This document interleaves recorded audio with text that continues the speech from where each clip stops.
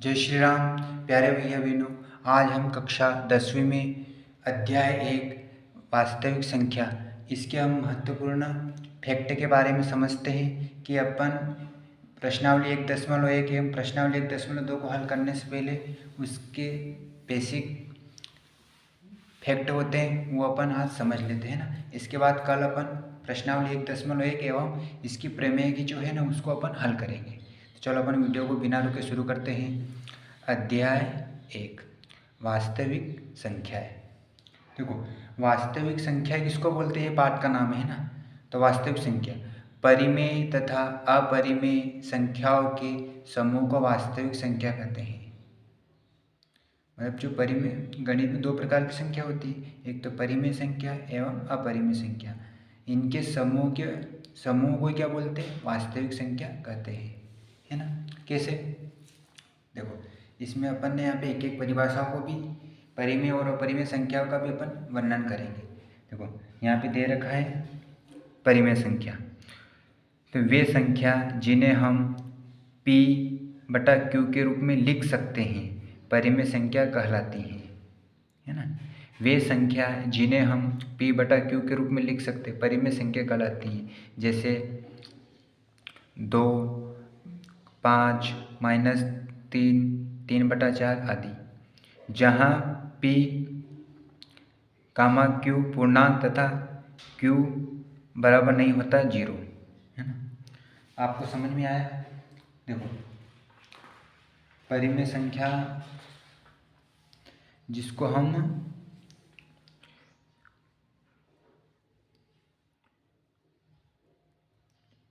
परिमेय संख्या को हम P/Q के रूप में लिख सकते हैं, है ना, लिख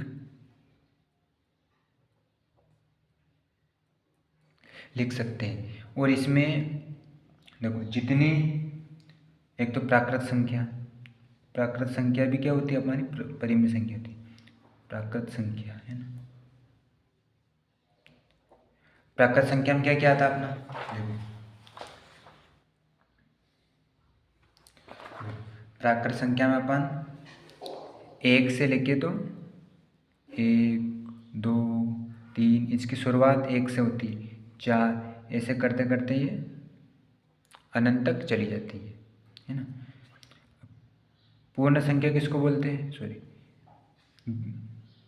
भिन्न संख्या भी परिमेय संख्या होती है ना। जो भिन्न संख्या होती है ना, भिन्न संख्या को अपन क्या बोलते हैं, ये परिमेय संख्या के फैक्ट में आती है। फिर पूर्ण संख्या, देखो प्राकृत संख्या एक, जैसे 1, 2, 3, 4। अब इसको P/Q के रूप में कैसे लिख सकते, जिसे यहाँ 1 लिखा है, तो अपन इसको 1/2 में भी लिख सकते, या इसको 2/1 में भी लिख सकते, है ना। भिन्न संख्या को भी अपन लिख सकते हैं। आगे पूर्ण संख्या,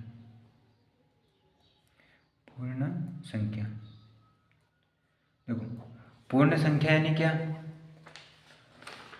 देखो पूर्ण संख्या यानी, चलो अपन इसको डिटेल में पढ़ते हैं तो आपको अच्छे से समझ में आएगा ना। मैंने सारे इसकी परिभाषा लिख दी ताकि आपको सारे कॉन्सेप्ट क्लियर हो जाए।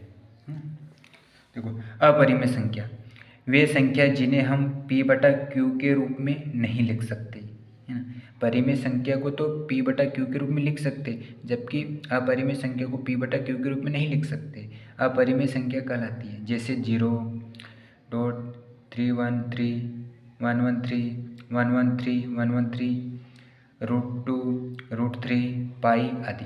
देखो इनकी पहचान क्या होती है अपरिमेय संख्या की, इनको बट्टे के रूप में नहीं लिखा जाता, और इसको ऐसे रूट में आ सकती है ना, पाई के रूप में भी आ सकती है, और 0, 3, 1, 3 ऐसे भी इसकी ये क्या होती है, पहचान होती है इन संख्याओं की। इस प्रकार की यदि किसी सवाल में संख्या वो लिखी रहे या आपसे पूछे तो वहाँ पे इस प्रकार की संख्या आपको लिखनी पड़ेगी अपरिमेय संख्या में, और परिमेय संख्या में आपको P/Q के रूप में ही लिखी रहेगी।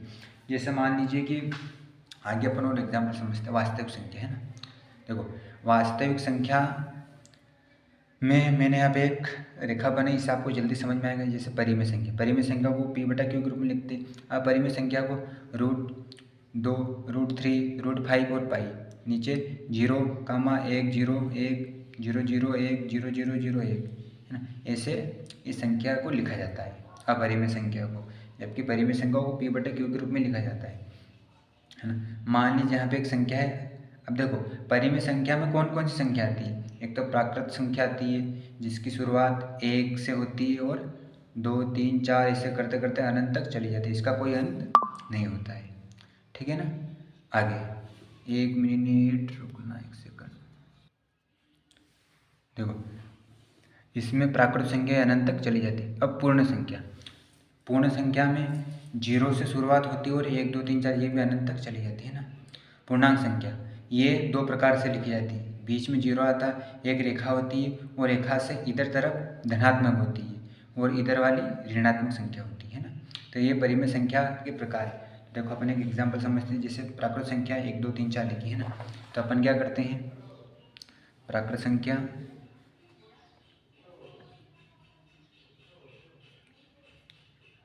प्राकृत संख्या 1 2 3, इसको अपन 1/2 के रूप में भी लिख सकते हैं, p/q के रूप में इसको इस प्रकार लिख सकते हैं ना। अब पूर्ण संख्या,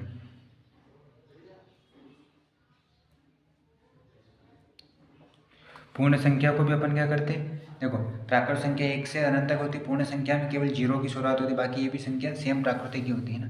तो जैसे यहाँ 0 है ना, तो अपन 0/1 लिख सकते हैं, है ना, ठीक है ना, या 1/0 लिख सकते हैं, ठीक है ना। यदि 0 का भाग में 1 देंगे तो भी 0 आएगा, इसमें देंगे तो भी 0 ही आएगा, ठीक है ना। इसमें कोई उत्तर में कोई परिवर्तन नहीं होगा, ठीक है ना। अब इसमें पूर्णांक संख्या, देखो पूर्णांक संख्या को दो प्रकार से लिखा जाता है, 0 1 2 3 4। जो 0 से 1 इधर साइड की होती है वो धनात्मक संख्या होती है और इधर वाली ऋणात्मक संख्या। चलो अपन एक और इसको डायग्राम से समझ लेते हैं, यहाँ मैंने डायग्राम बनाया है ना, आपको अच्छे से समझ में आएगा। देखो वास्तविक संख्या रेखा, यहाँ पे 0 है ना, 0 से ये जो बने हुए ये फिक्स है ना, रेड बने हुए ये मतलब ये निश्चित दूरी पर रहते हैं, जैसे 1 फिर 2 फिर 3 फिर 4। तो 0 से इधर तरफ की जो संख्या होती है वो धनात्मक पूर्णांक होती है और 0 से इधर वाली संख्या क्या होती है, ऋणात्मक पूर्णांक होती है। सवाल में इस प्रकार के हमको फैक्ट देखने को मिलते हैं कि धनात्मक पूर्णांक संख्या ज्ञात कीजिए, ऋणात्मक पूर्णांक संख्या ज्ञात कीजिए, तो आपको इस रेखा का ज्ञान होना चाहिए, ठीक है ना। चलो अपन आगे समझते हैं। देखो वास्तविक संख्या के दो अति महत्वपूर्ण गुण, जो वास्तविक संख्या होती है ना इनके दो महत्वपूर्ण गुण भी होते हैं। अभी जो अपन ने पढ़ी ये क्या है, वास्तविक संख्या कौन कौन सी होती है, इसकी क्या पहचान है ना, इसके उदाहरण क्या है हमने समझे। अब इसके गुणों को समझते हैं ना, ना भूल जाओ। दो मतलब, एक तो यूक्लिड विभाजन एल्गोरिथम कलन विधि, मतलब वास्तविक संख्या के दो गुण, पहला गुण कौन सा, यूक्लिड विभाजन एल्गोरिथम कलन विधि। प्यारे भैया बहनों ये जो विधि है ना, तो ये 2023-24 के सत्र में इसको हटा दिया गया है ना, तब इस विधि के सवाल आपके इस चैप्टर में नहीं पूछेंगे, ठीक है ना। लेकिन फिर भी हम आपको समझाने के लिए एक उदाहरण आपको अच्छे से बता देंगे।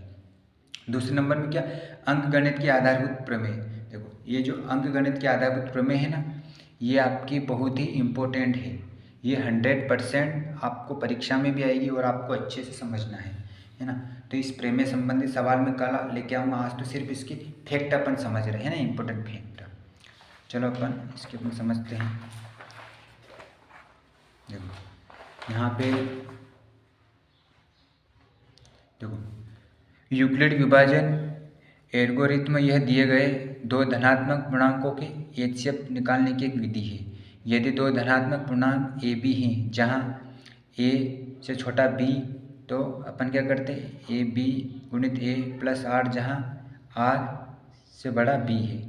उदाहरण 96 और 404 का एचसीएफ ज्ञात करना है, अपने को 96 और 104 का एचसीएफ ज्ञात करना है। और जो यूक्लिड विधि अपन सिर्फ एक ही उदाहरण में आप समझ जाना, इसका उपयोग धनात्मक पूर्णांकों का एचसीएफ निकालने के लिए किया जाता है, ठीक है ना। ये चीज़ आपको अच्छे से याद होनी चाहिए। जैसे कि ऐसे मैंने यहाँ दो उदाहरण दिए हैं, है ना, मैंने यहाँ दो उदाहरण लिखे, सुनना है ध्यान से, इसका एक स्क्रीनशॉट भी ले लेना आप, है ना। जैसे कि एक संख्या है 96 और एक क्या है 404 है ना। इसकी अपने को क्या करना है, यूक्लिड विभाजन विधि से इसका ज्ञात करना है ना, एलसीएम। क्या ज्ञात करना है इसका अपने को, HCF ज्ञात करना है। कौन सी विधि से, ये वाली विधि से, ठीक है, यूक्लिड विभाजन एल्गोरिथम विधि से। इसका उपयोग सिर्फ, ये जो सवाल कर रहा हूँ इसमें सिर्फ आपको क्या करना रहेगा, एक ही प्रकार से आपको हल करना है। जैसे 96, तो जो छोटी संख्या है ना उसको बड़ी संख्या पे अपन क्या लेंगे, भाग करेंगे ना। तो 96 में 404 का जाता है क्या, जाता है। किससे जाएगा, तो अपन 6 चौक 24, 400, हाँ, तो किससे जाएगा, 384 बार चला जाएगा। तो अपन यहाँ पे कितने लिख देंगे, 384, ठीक है ना। अब 4 में से 4 जाएंगे तो 0 बचेंगे, है ना। यहाँ पे 0 इधर से उधर लेंगे, 10 हो जाएंगे, 10 में से 8 जाएंगे 2 बचेंगे, 0 की 0, कितने बचे, 20। अब जो ये वाली संख्या है ये इससे बड़ी है, तो बड़ी वाली संख्या फिर यहाँ पे आ जाएगी, है ना। जब तक अपना सेंसफल 0 नहीं आया तब तक आपको करते जाना है, ठीक है ना। यह बात आपको ध्यान रखना है, ठीक है ना, कि जब तक अपने सेंसफल नहीं आया तब तक इसको अपने को करते जाना है, ठीक है। अब क्या करेंगे अपन, 20 में 96 का लगाएंगे, तो 20 में 96 का कितने बार जाएगा, 20 चौक 80, 20 पंजे 100 तो ज़्यादा हो जाएंगे, ठीक है ना।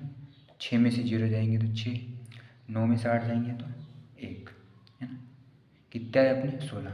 जब तक अपना सेंसफल 0 ना है तब तक अपने को इस विधि से करते जाना है ना, क्योंकि अपने को HCF ज्ञात करना, और HCF एक ही संख्या रहती है ना, ये भी याद रखना आपको। अब 16, अब 20 अपन यहाँ लिख देंगे, ठीक है ना। 16 1 का 16, 10 में से 6 जाएंगे तो 4, 0 0, फिर ऊपर से उतारेंगे कितने, 16। अब 4 के भाड़ में 16 आते कितने बार, 4 बार, तो 4 चौक 16। ये क्या लिखा, यदि धनात्मक पूर्णांक ए भी है तो जहाँ, तो HCF निकालने के लिए, तो अपना HCF आ गया, क्योंकि 0 आ गया यानी कि अब ये यहाँ तक इसका काम थमा गया। तो जो ये संख्या है कौन सी, ये दिख रहा है आपकी, ये इसका क्या रहेगा, HCF। कौन सी विधि से ये, तो 96 404 का HCF बराबर कितना, 4। इस विधि ये बेटर रहेगी मेरे हिसाब से ना, आपको कन्फ्यूज होना नहीं पड़ेगा। देखो इसमें जो विधि है इसमें अपन क्या करेंगे, ए इसको मानेंगे, बी इसको मानेंगे, और आर सेंसफल को मानेंगे, फिर जो करेंगे जो नीचे की संख्या वापस भी इसमें से घटा दे जाएंगे, है ना। तो ये तो मेरे हिसाब से, ये तो वैसे परीक्षा में आएगी, लेकिन आपको समझाने के लिए यदि आ जाए तो इस टाइप से आप कर देना, ठीक है ना। चलो अपन अगले प्रश्न की ओर चलते हैं,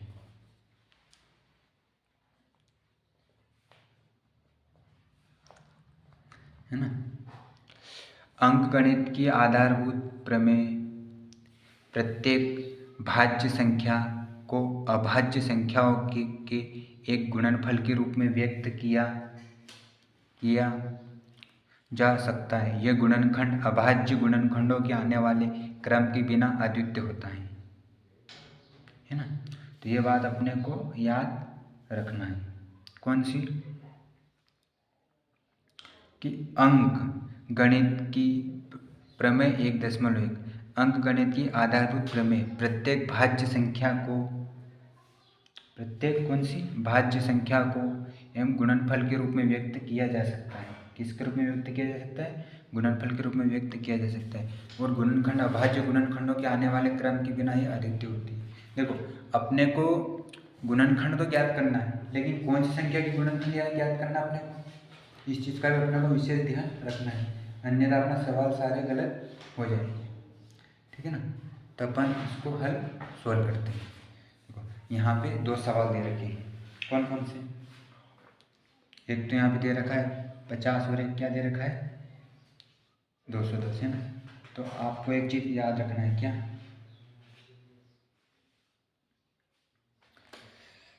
भाज्य, चलो मैं यही लिख देता हूँ, है ना, तो आपको अच्छा समझ में रहेगा, है ना। ये रब कायर होता है ना, ये परीक्षा में लिखा नहीं जाता, लेकिन आपको समझ, भाज्य, भाज्य में कौन सी संख्या आती है, जो जिसके मतलब जिसका गुणनखंड 2 से अधिक होता है ना। जैसे यहाँ 4 लिखा है, 4 में 4 कब जा सकता है पूरा भाग, 2 कब जा सकता है और 1 कब जा सकता है, तो जिसके 2 से अधिक गुणनखंड हो, ठीक है ना। 6, 8, 10 ऐसे अनंत तक, है ना। तो अपने को इतने याद होनी चाहिए। और अभाज्य संख्या जिसके केवल 2 गुणनखंड हो, है ना, जिसके कितने गुणनखंड हो, 2, एक तो 1 और एक स्वयं, ठीक है ना। जैसे 2 केवल 1 से जाएगा, फिर 2 से, है ना, इसके बाद किसी संख्या से पूरा नहीं विभाजित हो सकता। फिर 3, है ना, 4 हो सकता, फिर 5, हाँ 5, फिर 7, 9 तो हो जाएगा, फिर 11, फिर 13, फिर 17, फिर 19, फिर 23। तो इस प्रकार अपने संख्या आती जाएगी। तो आपको इतनी संख्या अच्छे से याद करना है। तो अपन क्या करेंगे, देखो, प्रत्येक भाज्य संख्या को अभाज्य संख्या के एक गुणनफल के रूप में व्यक्त किया जा सकता है। हाँ, किया जा सकता है। यह गुणनखंड अभाज्य गुणनखंड का आने वाले क्रम के बिना भी अद्वितीय होता है। भले इसके गुणनखंड अभाज्य भी आ जाए ना, तो भी गुणनखंड तो वही रहेगा, है ना। कैसे, देखो, अपन एक सवाल को सोल्व करते हैं। यहाँ पे अपने 2 संख्या दे रखी है, कौन कौन सी। यहाँ पे एक तो 50 है ना, ध्यान से समझना, 50, और एक और कौन सी, 210। 210 इसका अपन गुणनखंड करेंगे। ये जो संख्या है ये क्या है, भाज्य संख्या है ना। लेकिन अब इसका गुणनखंड किस गुणनफल के रूप में व्यक्त किया, गुणनखंड अभाज्य गुणनखंडों के आने वाले, और निकालना गुणनखंड कौन से, अभाज्य संख्याओं से ही, है ना। ये याद रखना आपको। 50 इसका लघुत्तम निकालेंगे, कितने आएंगे, 2, 2 दूने 4, सम संख्या 2 से जाएगा, 2 पंजे 10, ठीक है। 5 2 7, 3 से जाएगा, 5 से जाएगा, है ना। 5 25, 5 एकम 5। तो इसके गुणनखंड कितने आ गए, 50 के, 50 के गुणनखंड आ गए 2 गुणित 5 गुणित 5। ये संख्या को डबल आ रही है, तो अपन क्या करेंगे, इसको घात में लिख देंगे, 2 गुणित 5 की घात 2, ठीक है। अब कौन सी है, 210। ये जो संख्या ये सब भाज्य संख्या है ना। और अपन जो गुणनखंड निकाल रहे हैं अभाज्य संख्या, अभाज्य संख्या के गुणन मतलब गुणनखंड तो निकालना, लेकिन अभाज्य विधि से निकालना, है ना। और उसकी संख्या, गुणनखंड की संख्या कैसे आनी चाहिए, अभाज्य, ठीक है ना। 2 और 5 भी अभाज्य। अब यहाँ कितने हो गए, 210, है ना, 210। अब 210 में अपन क्या करेंगे, पहले किसे जाएगा, 2 से, 2 एकम 2, भागने से 2 पंजे 10, ठीक है ना। फिर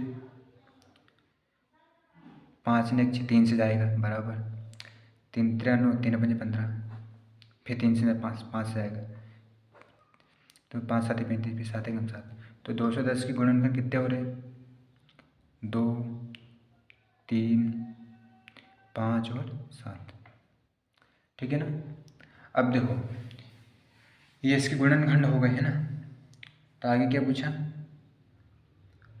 अद्वितीय भी हो सकते हैं। जैसे यदि अपन इसको 7 5 3 और 2 किसी भी प्रकार लिख सकते हैं, तो ये भी जोड़ने पर संख्या वही आएगी। जैसे 3 दूने 6, 6 पंजे 30, और 30 साते, 30 साते कितने होते हैं, 7 21, ये 210 आ गए अपने, है ना, ठीक है ना। तो आया आपको समझ में, ये है ना। गुण अभाज्य गुणों का आने वाले क्रम के बिना भी अद्वितीय, यदि इसके क्रम आगे पीछे रहेंगे तो भी अपने को संख्या सेम आएगी। और यदि यहाँ पे सवाल में इसने एलसीएम और इससे पूछ लेता था, फिर अपन इसको सोल्व करते हैं ना, तो इसका भी आप स्क्रीनशॉट ले सकते हो, है ना। देखिए इसको समझ में आए, तो यहाँ तक इसका फिट, ये तो मैंने रब कह रखी है आपको समझाने के लिए, ठीक है ना। यदि आपको अच्छी प्रैक्टिस है तो आप डायरेक्ट गुणनखंड निकाल सकते हो, है ना, ठीक है ना। तो इस प्रकार से अपने को परीक्षा में भी हल करना है, ठीक है ना। चलो अब अगले सवाल पर चलते हैं। देखो यहाँ पे दे रखा है, यूक्लिड विभाजन प्रमेय का उपयोग एचसीएफ ज्ञात करने में करते हैं, जबकि अंकगणित की आधारभूत प्रमेय का द्वारा एचसीएफ तथा एलसीएम दोनों ज्ञात कर सकते हैं। अब ये बहुत इम्पोर्टेंट फैक्ट है ना। जो यूक्लिड विभाजन है, जो कि सिलेबस से हट गई है, लेकिन इसका उपयोग सिर्फ एचसीएफ ज्ञात करने के लिए करते हैं, है ना। अभी मैंने आपको बताया था, है ना। सिर्फ इससे क्या याद करते हैं, एचसीएफ, है ना। ये अपन ने यहाँ पे किया था, है ना, ये, ठीक है। ये यूक्लिड विधि, इस सिर्फ एचसीएफ याद करते जब तक विभाजित, जब तक शेष पढ़ने आए तब तक करना, लास्ट में जिसे अपन भाग देते हैं वो संख्या अपने को लिख देना, ठीक है ना। ये एक फैक्ट होता है, सिर्फ एचसीएफ ज्ञात किया जाता है यूक्लिड विभाजन प्रमेय से, जबकि एलसीएम से क्या ज्ञात किया जाता है, अंकगणित के आधारभूत प्रमेय द्वारा एचसीएफ तथा एलसीएम दोनों ज्ञात कर सकते हैं। और अंक गणित से अपन क्या कर सकते हैं, एचसीएफ और एलसीएम दोनों ज्ञात कर सकते हैं। अंक गणित के आधारभूत प्रमेय एचसीएफ व एलसीएम ज्ञात करना। अब यहाँ पे एक एग्जाम्पल है ना, अंक गणित के आधारभूत प्रमेय से एचसीएफ और एलसीएम ज्ञात करना। अब अंक गणित का यहाँ पे उपयोग करते हो आपको क्या ज्ञात करना, एचसीएम और एलसीएम, है ना। तो यहाँ पे देखो संख्या दे रखी, अपन इसको ही लेंगे, किसको, अपन एक संख्या ले लेते हैं। संख्याओं में प्रत्येक उभयनिष्ठ अभाज्य गुणनखंड की सबसे छोटी घात का गुणनफल। देखो जब भी अपन अंक गणित के आधारभूत प्रमेय से एचसीएफ और एलसीएम ज्ञात करते हैं तो इसमें संख्याओं में प्रत्येक उभयनिष्ठ अभाज्य गुणनखंड की सबसे छोटी घात का गुणनफल होता है। किसमें, किसमें होता है, एचसीएफ में, है ना।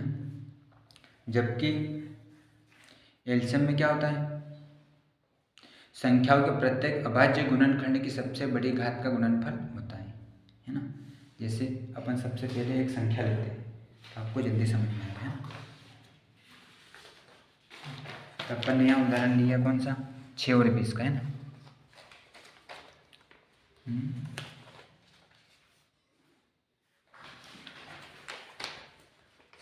यहाँ पे मैंने एक उदाहरण लिया,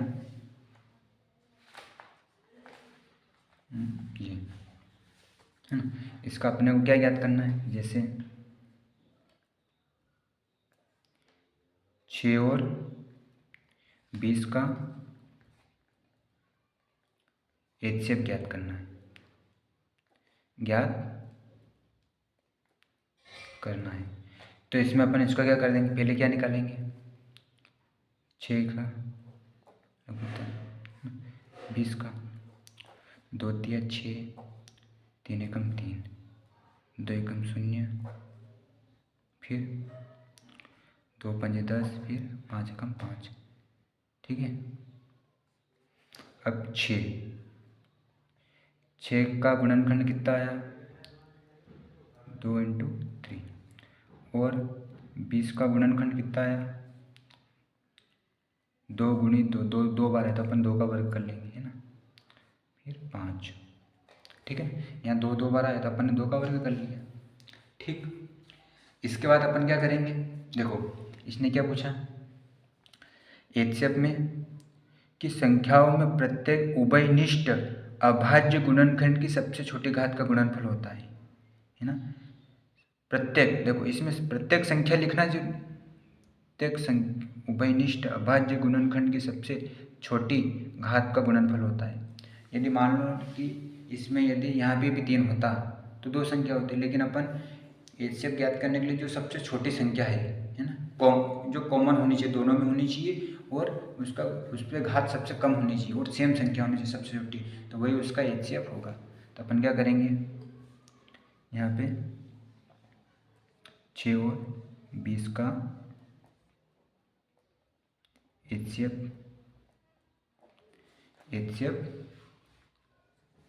ज्ञात करेंगे, है ना। तो देखो एचसीएफ में क्या है कि जो उभयनिष्ठ संख्या है, तो इसमें कौन सी, एक तो 2 है, दोनों जिसमें कॉमन संख्या होनी चाहिए, ये तो नहीं है, तो इसमें मतलब ये उभयनिष्ठ हो और सबसे छोटे घात का गुणनफल करते हैं। सबसे छोटी घात कौन सी, ये 2 में 2 की, ये तो बड़ी और ये छोटी, तो अपने इसका राइट आंसर क्या हो जाएगा, एचसीएफ बराबर 2, ठीक है ना। क्योंकि इसमें सब उभयनिष्ठ अभाज्य गुणनखंड की सबसे छोटे घात गुणनफल होती है, ठीक है ना। ये सब अभाज्य गुणनखंड है ना, और ये कौन सी, ये भाज्य संख्या है और इसका अपने अभाज्य गुणनखंड निकालना, ठीक है ना। अब अपने क्या ज्ञात करते हैं, एलसीएम। तो इसने क्या पूछा, एलसीएम ज्ञात करना, इसी संख्या होगा। तो एलसीएम ज्ञात करने के लिए अपन क्या करते हैं, इसमें प्रत्येक अभाज्य गुणनखंड की सबसे बड़ी घात का गुणनफल होता है। सबसे बड़ी, प्रत्येक अभाज्य गुणनखंड तो जुड़ेगी, लेकिन इसमें सबसे बड़ी घात का गुणनफल होता है ना। जैसे मान लीजिए यहाँ पे 2 है और यहाँ पे 2, तो दोनों के कॉमन है, तो अपने जिस पे बड़ी घात है वो संख्या लिख देंगे, ठीक है ना। तो यहाँ 620 का अपन क्या कर रहे हैं, एलसीएम ज्ञात कर रहे हैं ना, ज्ञात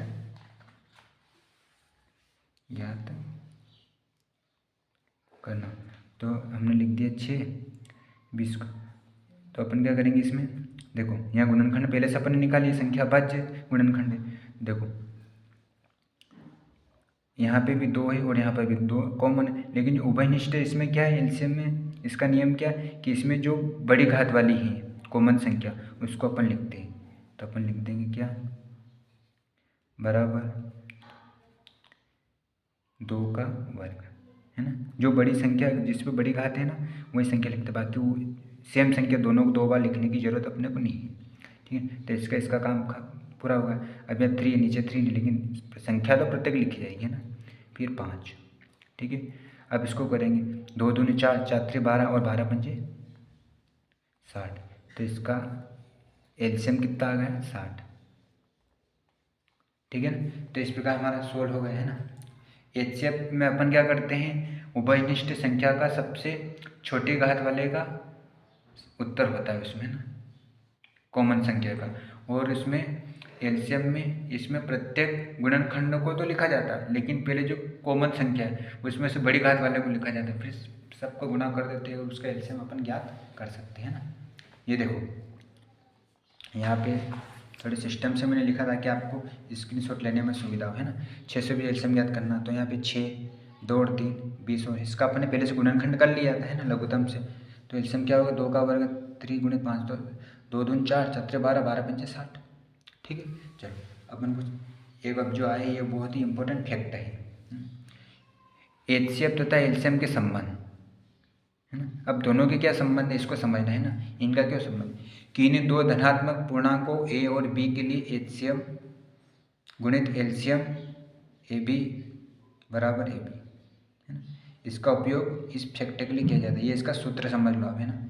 2 धनात्मक संख्या हो, कौन सी धनात्मक, जिसमें चिन्ह जिसमें माइनस ना हो, वो सब धनात्मक संख्या होती है जो सेम लिखी हुई रहती है। जैसे यहाँ पे लिखा है 6 और 20, ये धनात्मक संख्या। इसका अपने को क्या ज्ञात करना है, एचसीएफ और एलसीएम दोनों ज्ञात करना। तो अपन क्या करेंगे, यहाँ पे इसने एक सवाल दे रखा है, देखो ये पहले से मैंने कटा कर दिया, लेकिन ये आपको समझ में आएगा, थोड़ा तरीके से बताएंगे तो आप अच्छे से समझ पाएंगे, है ना। देखो यहाँ पे ये एक सवाल है ना, इसको समझना, है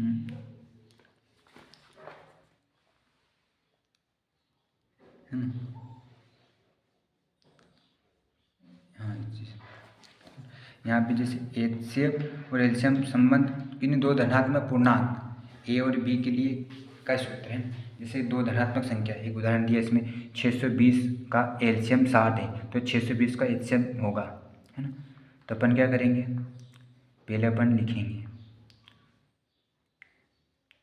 6 और 20 का एलसीएम बराबर कितना है, 60 है ना। तो 6 और 20 का